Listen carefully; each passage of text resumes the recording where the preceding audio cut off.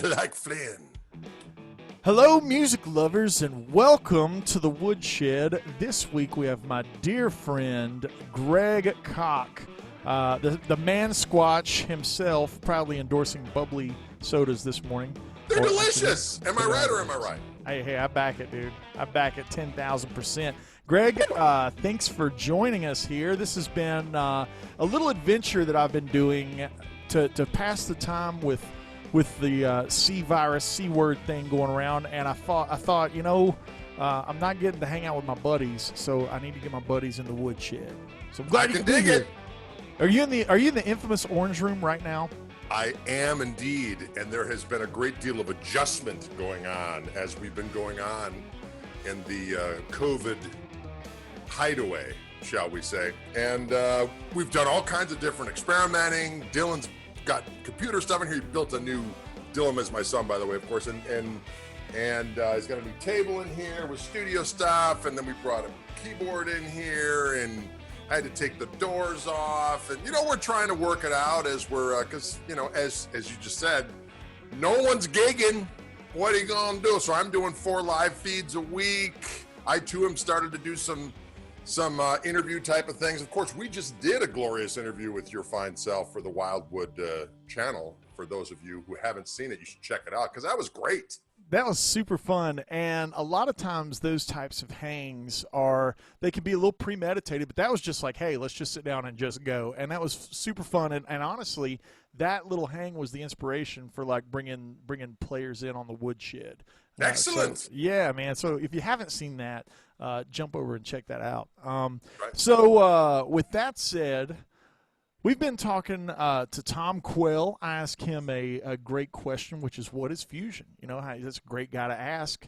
Mark Letary, we talked about funk, gospel, R&B isms, and just like how he's been aiming the being at home thing. And man, I have to say, outside of just how great of a person and funny you are to be around, you're one of the most well-rounded, versatile players that I've ever heard. And by that, I don't just mean can play a lot of genres. Like, you literally can play slide, you can play open tuning, you can play standard, you can play acoustic, and everything across a wide musical spectrum, from Clapton-inspired vibrato to, like, chicken picking and Danny Gatton-isms.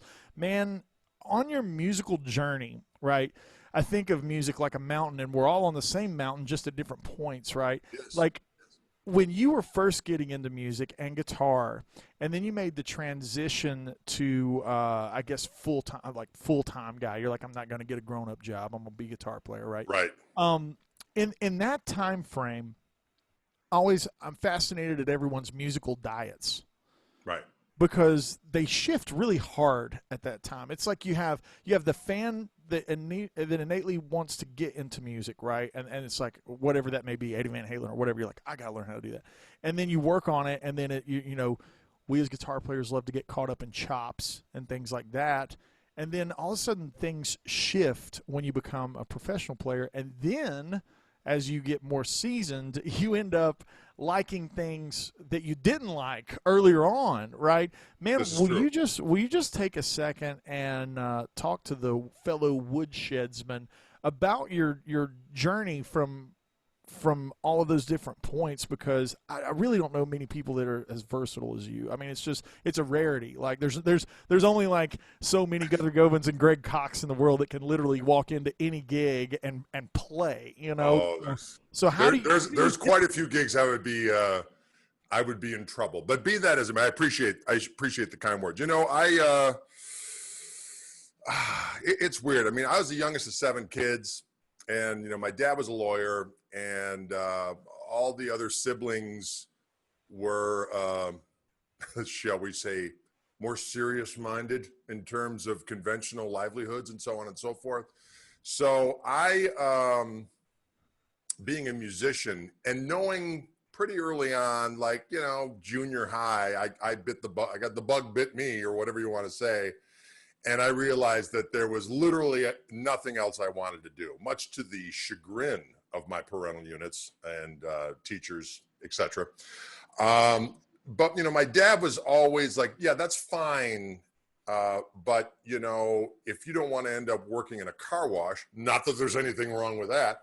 Love those car washes. But it just was this fear instilled in me that if you're going to do this, you've got to do it with the tenacity and with the seriousness, even though, of course, I've always been chronically unserious in persona. But in the quest for musical excellence, it has always been kind of, pretty doggone driven. And I think like a lot of us, I'm going to speak for myself. I mean, I was given extra helpings in certain areas of my maturity and not so much in others.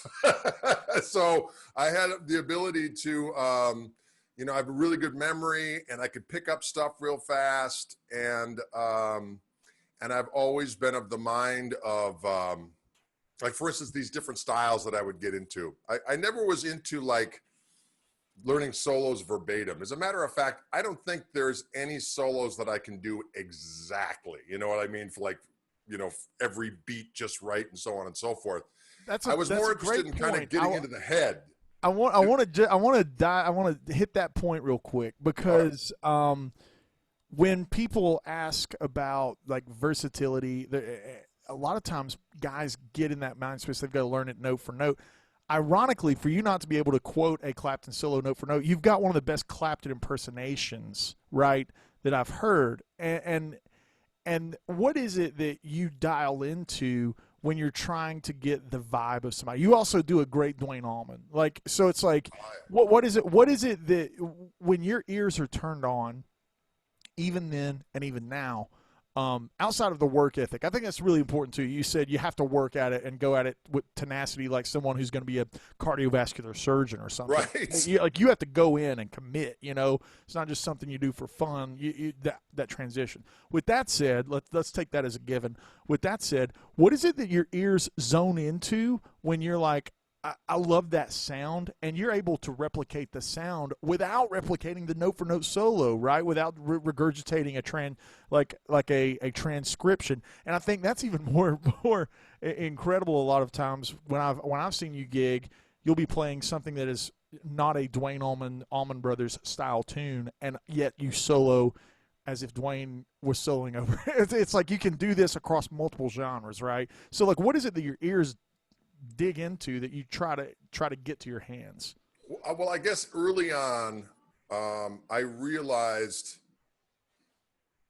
that there was a certain thing to, like, Hendrix and Cream era Clapton were really my formative things. I mean, I branched off pretty quick, but those two, I would like go back and forth between those two guys. And I realized early on that even though, Cream was done, I mean, I was born in 1966. Cream was done in 68. So this stuff was done before I was even remotely, I wasn't even in grade school. So it's not like music hadn't moved on since then, but to my ears, it's like, yeah, no one's quite done that vernacular in terms of the vibrato. I mean, that was the thing. I was like, I would look at these different types of music and I wouldn't say, well, this isn't fashionable anymore. It's like, there's something in the grease in the creation of this music that has never been really replicated. And that's the reason why this has stood the test of time. Like with Hendrix, the vibrato, the tone, obviously the note choice and so on and so forth, but just in the attitude. So I guess I would zero in on the nougat. You know what I mean? It's like, it's not necessarily the building. Of course, the building is there, but it's the mortar, it's the good wood, it's all the stuff that goes into making this thing. A lot of people just see the finished product and go, well, I'm going to try to replicate that. But you got to get into the nougat. And that's what always got it to me was digging into just like little vibrato things. Like I've said this many times, and the video now is on YouTube and you can see it, of Clapton sitting in 1968 with that multicolored The Fool SG, and he's just kind of demonstrating his vibrato, and he does it in such a way, and it's simple. He's just moving his finger from here to there, but it's the most glorious thing. Yeah. And when I heard that, I was like, I need to have that in there. Yeah. Whereas a lot of people are just like, well, he's just moving his finger from there to there. And that would always, like around town when I was growing up, I'd go out and see these bands with these guys that were older than I, and I would always, be intrigued by the way people did things differently. But to me, it was a very rare thing that people really dug into the real building blocks of the filth that made that. I mean, it sounds derogatory, but you know what I mean. That real yeah. intrinsic nougat that makes all those different styles happen, because it's more of a feel thing versus a technique thing. Although getting the technique to get the feel is, no small order as well. So I don't know if that answers the question. Right? No, I love that. It's like every answer you're giving is like it's opening another question. So like on that note, I always approach some of my Woodshed videos to where it's like, if you've played forever, you can get something. If you've not played very long at all, you can get something. So I want to ask this question on behalf of guys that haven't played very long at all. What do you consider like those building blocks, those nougat things? Like I'm interpreting it, and it's almost like outside of the solo or the series of notes, it's like dynamic attack on notes. Like, are they using their fingers or their picks? Like, what do you consider fundamental nougat things? Well, it's interesting you should say, because I was just running some errands, and in my car I grabbed a CD. I was up in the attic. My wife's working upstairs in the attic, and we've got this old CD tower there, and we don't even have a CD machine hooked up right now. So it's like, I'm going to drive in the car and I'll grab something. And I grabbed this record that I started playing guitar in 1979-ish. I was in 8th grade, or just before 8th grade.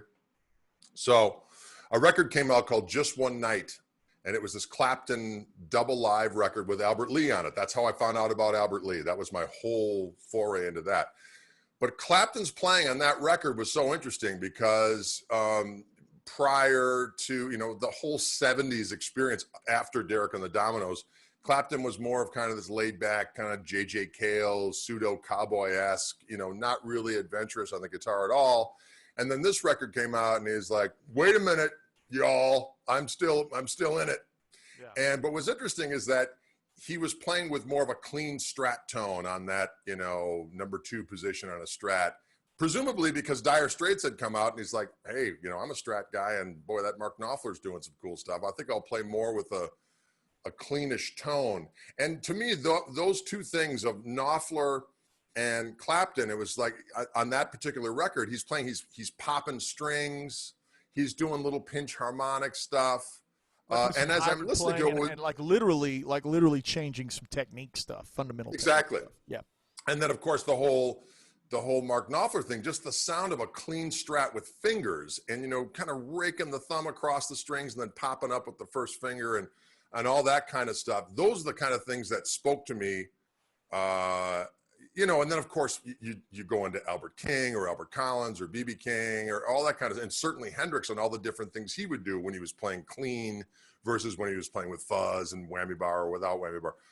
And all that different stuff to me, the sounds were really kind of the things that kind of drove me in. You know what I mean? It wasn't so much the technique, of course. Then I heard, Albert Lee doing this amazing, I was, wait a minute, that's not the blues scale. What is that all about? And then I started all of a sudden having a few more notes involved sounded cool to me. As in around the same time I started getting into Johnny Winter as well, where there was obviously a few more fireworks. But, to me, the most formative stuff was not a quantity of notes. It was the ability to emote with vibrato and tone and all the different nuances of between playing with the pick and not playing with the pick and all that kind of stuff. And all that stuff took root pretty early on. So, by the time kind of dialed into that, that's like what you were associating with your guitar playing then is what I'm kind of getting out of this. It wasn't something you had to go discover, right?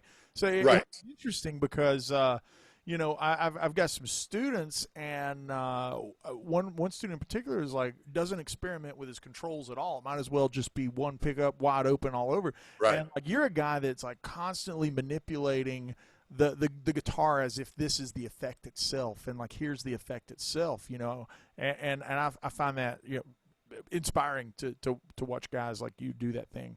And that's really interesting that you were already kind of dialed in and listening on a soundscape level. One of the things that I always try to convey is music is, to me, it's three items. It's rhythm, harmony, and tone, timbre, right? And a lot of times guys forget the tone, sound, timbre one, until far later in life. And I think it's really cool that early on where you're like, man, that was just kind of ingrained. That's already where you were already fishing out of that lake. You know what I'm saying? That's cool. What's interesting about it is that I think part of the reason, I mean, maybe one of the reasons why I was able to kind of hone in on stuff in a slightly different way from certainly the people that were around me at the time was because I was the youngest of seven. I was kind of an oops, I was 5 years younger than my closest sibling. So most of the people that were my age, that were, Gen Xers, were like the oldest in their family. So everyone that I was around that were my own age, they were into Kiss and whatnot else that normal people, of course, I was already into all these different bands that my brother was into and so on and so forth. So for them, they had no idea. I mean, to them, it was just like, get a distortion box, get a guitar with a humbucker, and away you go, which of course is cool. But, very cool, because Kiss Strutter is very cool. Yeah, exactly. And I was just thinking the first pedal I ever got, other than a wah-wah pedal, was a Mxr Distortion Plus pedal, which rocked at the time. But I think because I didn't really have many people around saying, no, that's right, that's wrong. I was just kind of free to do whatever I wanted to do. You know what I mean? Yeah. It was kind of an interesting discovery at the time of just kind of putting my own things together. And then gradually, once I got into high school, I hung out with when I was a freshman, I hung out with all the seniors because they knew what I was talking about. I'd mentioned, I think I was the only one when I went to this other high school, I think I was the only one that knew that Greg Allman did more than be married to Cher. You know what I mean? Right. Yeah. They were just all, into, Depeche Mode or, sure. Or sure. Def Leppard or whatever the case would be. Not that there's anything wrong with all of that. It's just that you get a slightly different perspective of certainly of guitar tone and so on and so forth when you're kind of on the quest of, okay, I think I'm liking this Clapton and Hendrix guy. Where did they get it from? And then delving back from there. So it was kind of a weird thing in high school because I kept on going farther and farther back. And then after high school went on a little bit, then I started to discover more kind of fusion guys and, Holdsworth. And then I got more into the Dixie Dregs and gradually into Mike Stern and Schofield and these types of dudes. But that was later on. That's a great segue, man, because to not be a jazz player, you have a ridiculous jazz vocabulary. And you just barely touched on it just then. That was actually going to be my next question for you was, what was your gateway drug to jazz? I mean, for me, you just named mine. Mine was the Dixie Dregs. That was like how I got in. That's how I got there because I got into them because Mark O'Connor played fiddle with them for like 2 years, a year and a half, whatever. I was a grass kid, whatever. That was my so how did you get to jazz? And for our more advanced woodshedmen, how did you start developing your jazz vocabulary and expanding from a blues vocabulary into a jazz vocabulary and start playing over changes? Well, it was hard.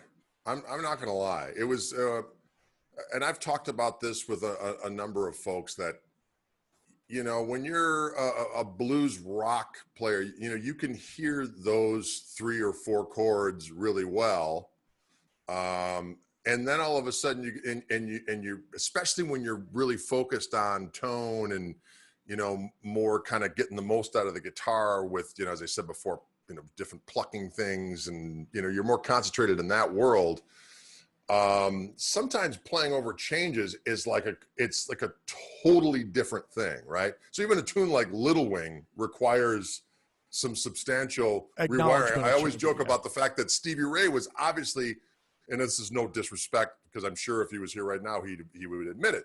When he's playing over a song like Riviera Paradise, and there's a couple moments there where it's like, you got to be hip to a little bit more harmony than just the standard blues fare. And what does he do? He goes, you know what I mean? It's the little behind the nut thing. So for me, it was a matter of that was a great impersonation, by the way. When I got into, I did go to college for music. I was in high school jazz band, and I went to 2 different high schools. The first high school I went to is kind of this hoity-toity all-boys school where they've all become captains of industry and such like. And I was clearly going to be a pagan rock warlord. So I lasted 2 years there, and I got the hell out and ended up at the public school.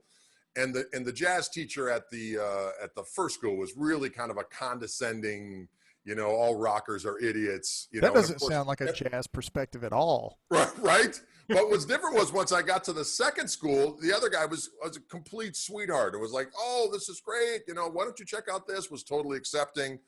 And I ended up going to this, got a little scholarship for this summer jazz camp as a result of this guy's tutelage, and met up with a guy who was also, his name is Mike Irish. He was a jazz player, but he was cool with the fact I was playing a telly. I was into blues and a little bit of chicken picking, and I'd listened to some George Benson. When you mentioned my gateway drug, it was really George Benson. Sure. Because I heard on this late night blues show I used to listen to, they would play some George Benson playing some just like straight blues stuff. And I thought, and it reminded me of Hendrix's kind of neck pickup sound stuff that he would do like on Still Rainin', Still Dreamin', or A Rainy Day Dream Away, that kind of almost like Kenny Burrell type of thing.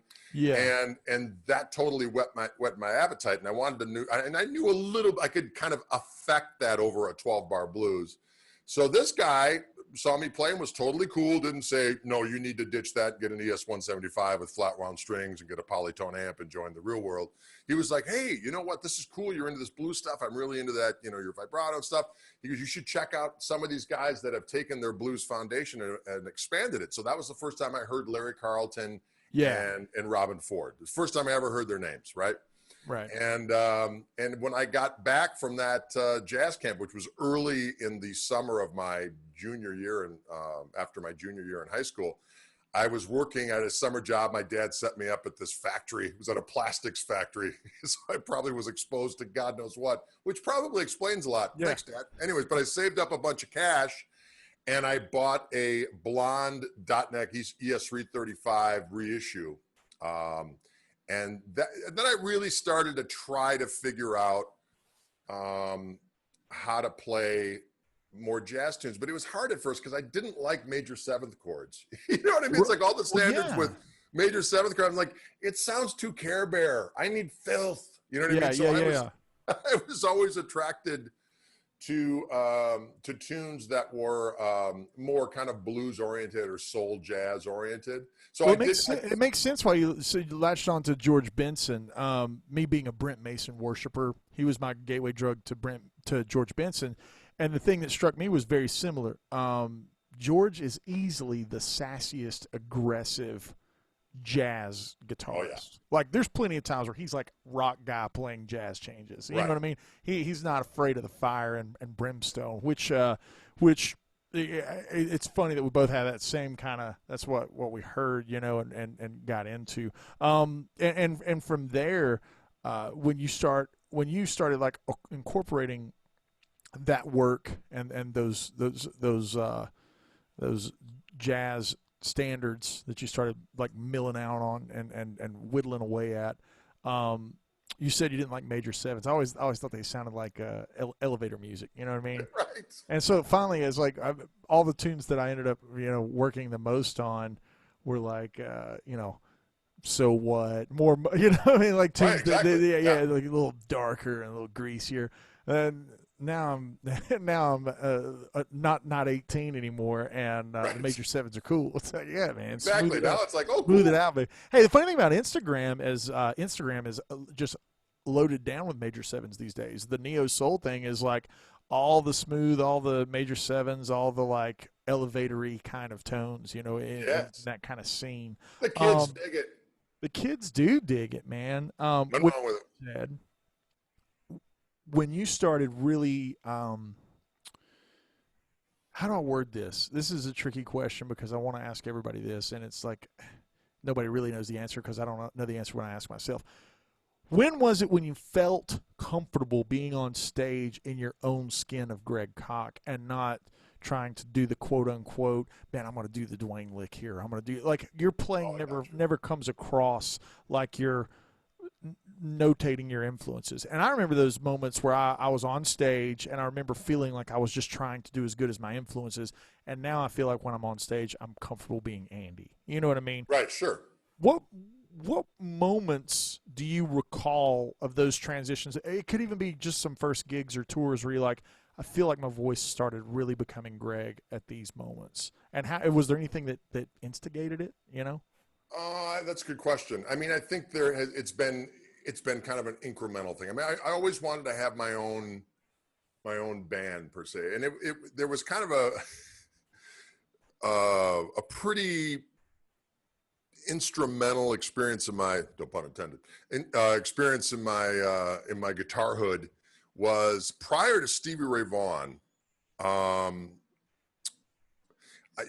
played a lot on the neck pickup on a Fender guitar, which was a sound that I thought, well, at least as far as I was concerned, I wasn't hearing it on the radio.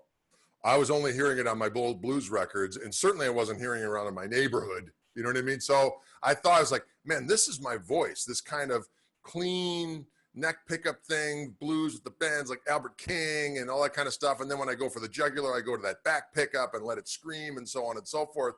So I kind of thought I had my thing early on, like this is my thing, right?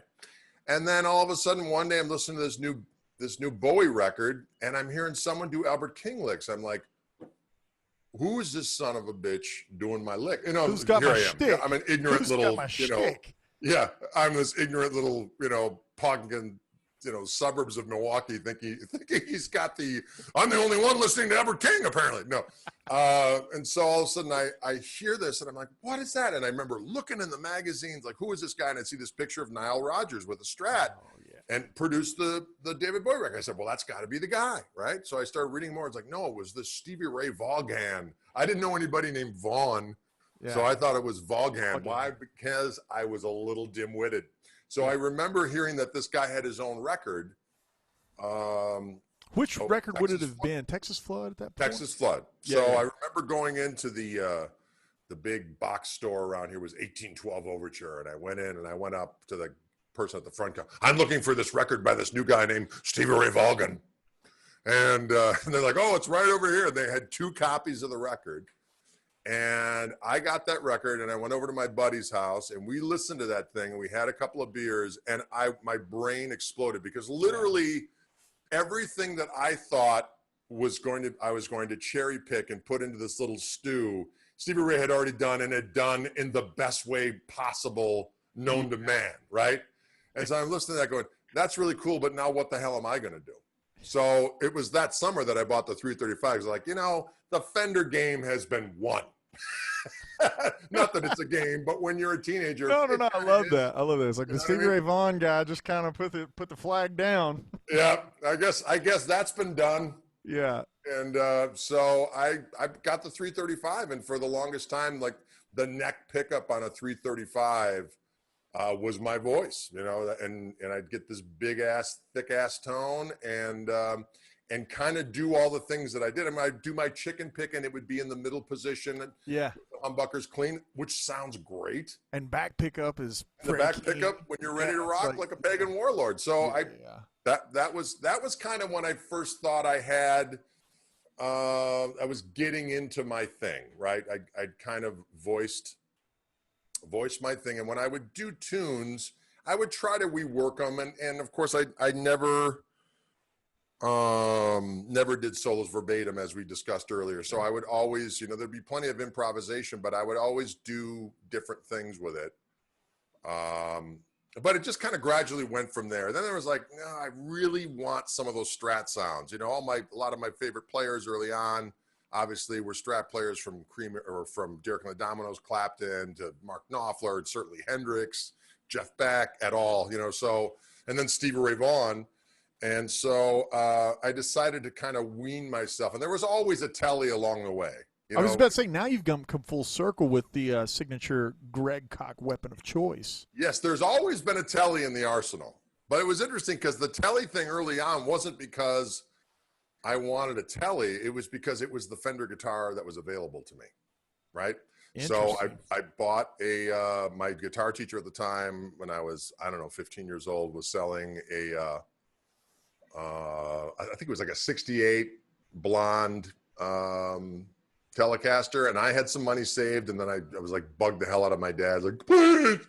And so I bought that guitar. It was like $400, and that was my main guitar. And I just learned so much of my formative stuff and kind of my, initial template of what I wanted to do on that guitar. That's always been kind of the template for what I was going to do. And so I always had a Tele in the arsenal. And even though I might play the 335 more live or play the Strat more, the Tele was always around, and I would use it in the studio. And then finally it came around full circle. I was like, you know what? I'm sick of dealing with whammy bars and them going out of tune. Teles sound great in all three positions. They'll stay in tune whether you treat them like a farm animal or not. And plus, you know what? It's okay not to show your hand all the time. It's okay. No one has to know that I've got X amount of whammy bar tricks or that, you know what I mean? It's like there's such a long period of time where like, well, I have to be able to represent my entire skill set. Exactly. And I was like, no, you don't. You can try to do whatever you want to do on this simple template and just do your thing and be done with it. And that's kind of where my mind went to getting back to more of a Tele template. Man, I love it. I got one last question for you. And sorry, I'm caffeinated, so I just kind of go off. No, dude, I love it. People don't realize that I could do hour and a half Woodshed episodes, and it's just so easy to talk about guitar because you love it, The last thing I want to talk about outside of, you mentioned the Tele transition where you've ended up now, right? Since I've been enjoying your music over the past, decade or so, half decade or whatever. You've been a Tele guy, and one last thing that's not been addressed on too many fronts is the writing of albums, the creation of one's own music, the writing of records. And man, people do not realize the bedrock of material that Gregory Koch has offered the world. How many records have you done? What did you learn on your first record that you're doing different now? And, Koch Marshall Trio, killer stuff. Man, what is it that goes through your mind when it's just a light little twinkling of inspiration on a riff to a final song?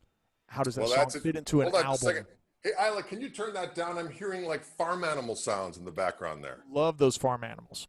Sorry, my daughter's watching some television in there. It sounds like there's a child sacrifice been going on the screen. It's all good. I'll ask the question one more time.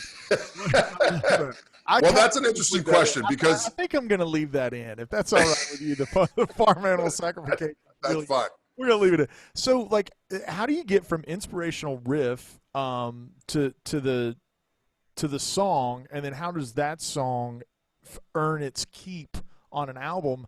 And man, you're so far into a catalog that I feel like you've got the reins to do whatever you want at this point. You know what I mean? So what was it like making? Well, thank you. I appreciate that. I mean, it's making those early records. You probably had a different mindset than you make records now. I just want to drill down on that stuff, man. Like what's it like inside your skull on those fronts? Well, it's interesting because earlier on, I have never been an incredibly technically minded individual in terms of recording equipment, knowing about gear. To me, much to my detriment, to be honest with you. But so my first forays into recording was very dependent on my trust in individuals who I thought knew better than me in terms of production and certainly sounds and so on and so forth. And people I hooked up with at the time, the engineer was extraordinarily qualified. I mean, the stuff sounds unbelievable. Just in terms from a sound point of view, right? Yeah, kick drum sounds great. Yeah, right. Yeah, exactly. But it was creatively stifling because we were more of a live band, and there was a lot of mind games going on. And again, when you're in a market like this, you don't have a ton of choices for studios. I mean, we had more than I thought, right? But you hook up with who you think is the best in town, and you're getting the best sounds that you think are available. You think you're in the best situation available, and I allowed myself to get into a situation where I was stifled creatively because of what I thought were rules of recording. Okay, so what I mean by that is later on I realized, oh no, I can just rehearse a band, go into a room that sounds great, you put mics in front of your shit, and you're good. You know what I mean? There wasn't like, oh no, you can't use that. No, you can't do that. You got to do this, and unless you do it this, it's not going to happen.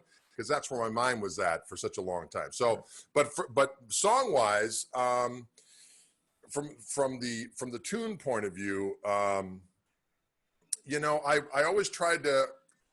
I had this thing in my mind of not that I ever wanted to sound like Led Zeppelin, but as a template of what they did. It's like, here was a band that was steeped in the old shit. You know what I mean? They knew music going back to the 30s and beyond, but yet they had this rock and roll attitude. There was a little bit of kind of a progressive bent and just enough jazz to get them in trouble. So love that sentence. You know what I mean? So I was like, I like that. I'm going to try to do that and kind of add my little generational twist on it and go from there. So we were always kind of pigeonholed as a blues band, but it was just so hard for me to write a straight 12-bar blues because I felt like I was failing my muse if I didn't try to do something that would be like, well, that's different. You know what I mean? So I was always adding different little chord progressions, different little sections, and lyrically, they were mostly vocal tunes. You know, they were pretty clever. You know what I mean? They were clever little blues and rock tunes with just enough chicken picking in for good measure. Kind of like a Little Feat, but different. You know, in that realm. Love Little Feat, man. Right? You're speaking to me, man. Right. So that was the first iteration of my band that got a lot of traction around here. And we put initially out a tape that we would sell at gigs. And that tape, you know, sounds pretty good. I mean, but again, I was beholden to, you know, the engineer who's like, well, in this day and age, to get the best drum sounds, we got to use these Bob Clearmountain drum samples and have the drummer play drum pads. And then in the end, it'll sound, you know, this kind of thing. Don't play straight into an F. Use a Mesa Boogie studio preamp and you know, all this yada, yada, yada, right? So we did the tape, and then we did a CD, as it was Greg Koch and the tone controls. It was me. You know, I sang some. I, you know, had kind of a bluesier voice that, you know, I didn't have a huge range, but I did kind of stuff in that realm. And then the drummer, still to this day, he's a great drummer. He's a great vocalist. Kind of in his timbre's kind of in the Don Henley realm of things, right? So he would do more of the purtier stuff and stuff that required more of a range. And then the bass player sang great harmony. So it was my writing at that time was based on kind of writing for that template of vocal-oriented, funky, bluesy, you know, rocky, country, chicken-picking type of a thing. Kind of like Little Feat, right? Yeah. But what happened was that I was trying so hard to get this band out of town, trying to get on tour, trying to do whatever. So we had these two releases. We had the tape and we had the eponymous CD that came out. And Fender had noticed me. They came through, a couple different guys had come through town and saw me playing in a club and like, man, we should get you out and we should have you play this and we have you play that. And I was thinking, man, that would be great because I saw what they did for Danny Gatton. Not that I thought that I was anywhere near what Danny Gatton was, but I saw what they did for his career. And I thought, well, maybe I can get on that bandwagon. So they heard our first CD. It's like, man, the CD sounds great and the tunes are great, but you know, it doesn't really feature your guitar playing all that much because they were songs. You know what I mean? Yeah. It wasn't all about shweedly-deedly-doo, although personally I felt there was plenty, but they're like, we really need something with more of your playing like you do live. Well, that just translates to me as like horsepower. Like Greg Koch has a lot of firepower and ammunition. And like, if you get an album and I don't hear that ammunition, I'm like, well, where's Greg Koch at? Like, you know, it's like, that's the thing, you know? Right. So I put together, I had a bunch of tunes in the can that were more instrumentally, and but we also had a bunch of tunes were vocally for a second Tone Controls release. But because I was just hitting my head against the wall, I mean, we were doing a bunch of gigs, and we'd have people at different, from kind of big bands saying, "Oh, I know so-and-so at so-and-so. I'm going to tell them about you, or you should open up for us here, and so-and-so will see you." So there were all these different things where it was like, no. No one gave a sweet shit, right? Yeah. So except for this Fender thing. Fender is like, "Hey, you're great. Why don't you do some clinics for us and stuff? And hey, we're going to have you play this thing, but do you have something where you just play a little bit more?" So I put together a playlist of songs that I had recorded, and we decided to release an instrumental record, and that was called Strat's Got Your Tongue, and which came out initially in 1995. It was recorded in 94, came out in 95, I think.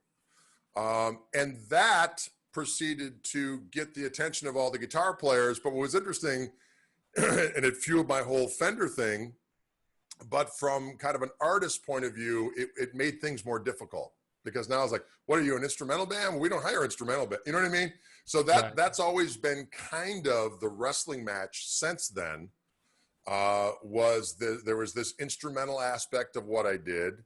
And then there was the song aspect of what we did. And people to this day are like, "Why don't you sing more? Why don't you do more of your old song?" And so we started to add that in again, and people are really enjoying that.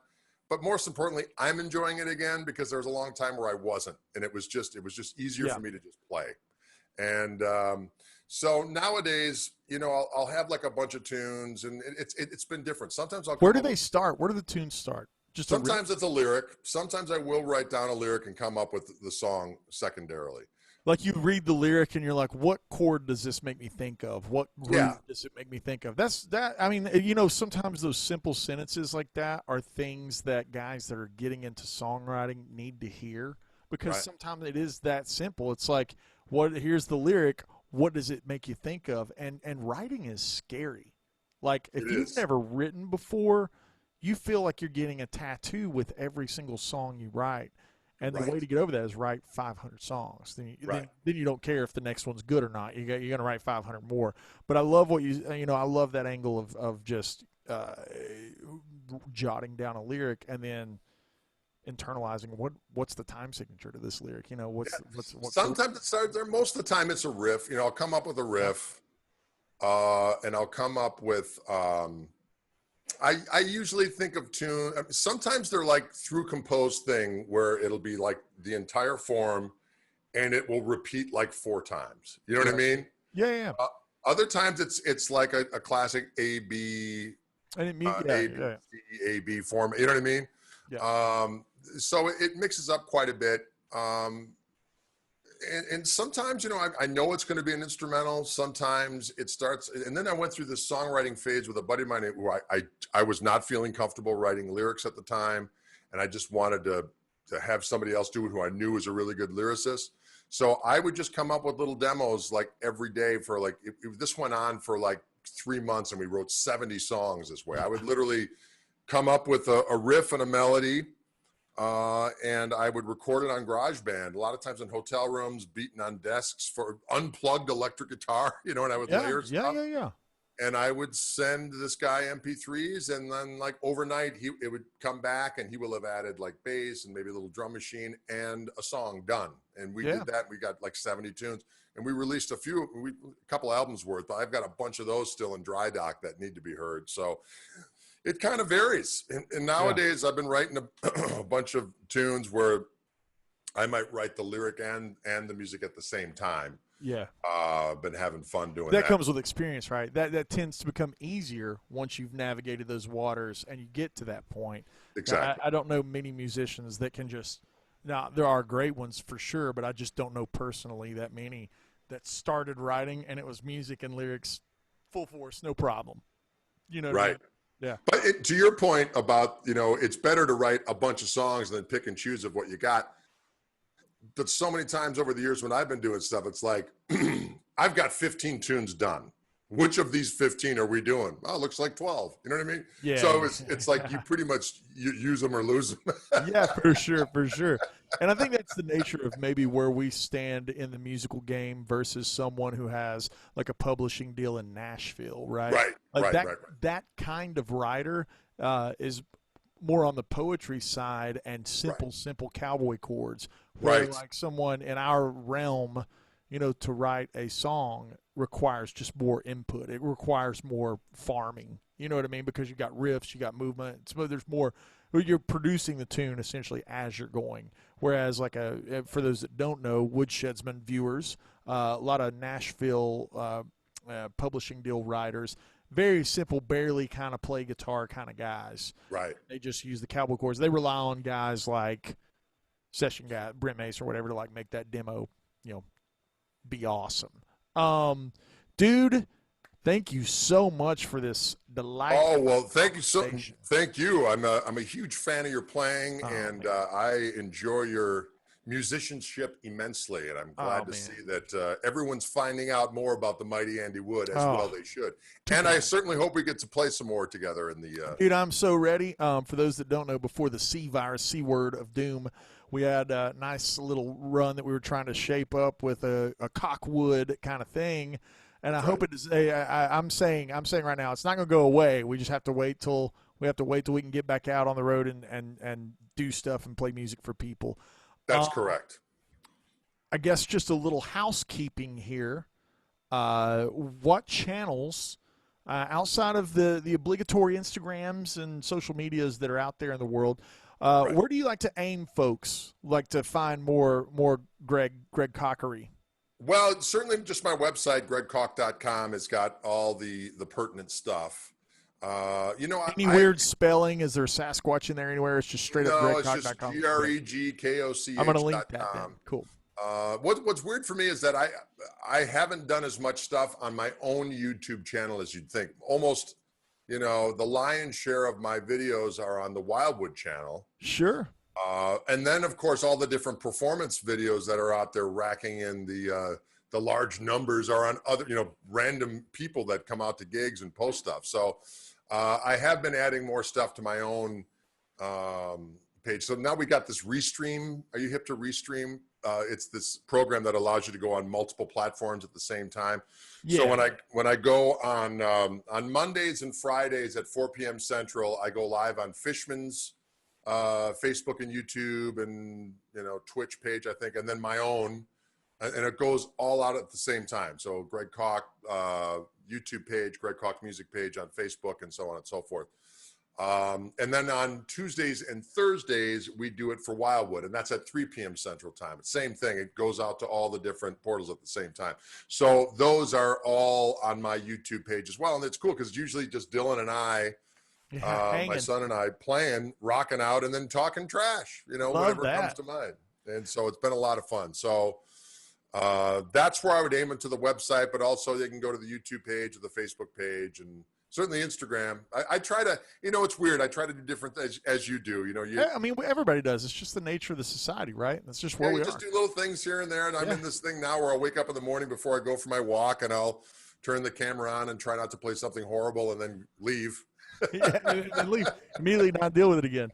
The same. It's just kind of where we are as a society, and that's that is why. Thank you so much for jumping on the Woodshed here. A pleasure, my friend. Followers. I'll tell you this. I'll leave us with this. A young 16, 17-year-old Andy Wood in the 90s saw a Greg Koch Strat's Got Your Tongue era performance at Rick's Music in lovely Knoxville, Tennessee. Oh, no way. I was there, and I was watching you just rip it up. So, it's kind of funny the way the world just takes some time, come all the way back around, When you start, I hadn't thought about that record in a while, and when you mentioned it on here, I was like, gosh, I was at that show. Yeah. Do you remember Rick's Music, the little place in Knoxville? Yeah. I do. Was that one I did with the band? Was it a full band thing, or was it just me? I want to say it was you and Trax, and there was some storytelling, obviously your personality and everything, but I think you were doing Trax. And I remember that one. I want to say it was maybe like a blue Strat or blonde tail. Yeah, the blue Strat. That's it. Yeah. Boom. Yeah. Crazy. Man, thanks for being here. My absolute pleasure. Thanks for having me. I appreciate it. Awesome, buddy. All right, take it easy.